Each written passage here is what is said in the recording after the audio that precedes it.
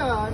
Baiklah, jadi hari ni kita nak minta kita punya Master Izzat juga merupakan tauke kedai yang menjaga lemang selama berapa tahun? 15 tahun.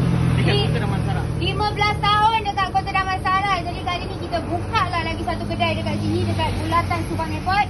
So tadi korang dah tengok Jess keluarkan lemang tu sendiri. Sekarang kita nak tengok cara-cara untuk kita potong lemang ni. Okey, lemang urut ni dia tak ada kerak Kalau kita tengok memang tak ada kerak. So kita boleh potong lah macam ni. Dalam ni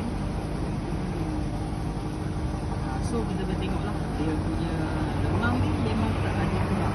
Ramai orang cakap lemang urut ni lemang kukus. Bukan kukus. Sebab apa? Kalau kata saya, orang boleh tengok dekat Subang Bistari.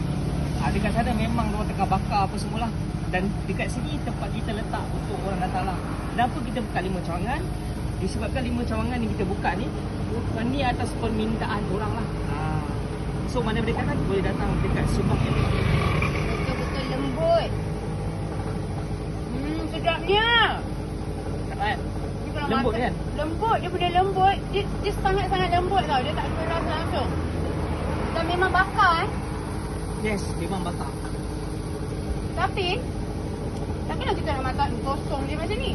Kita ada rendang tu. Kita ada rendang tu. Mari sini, sini.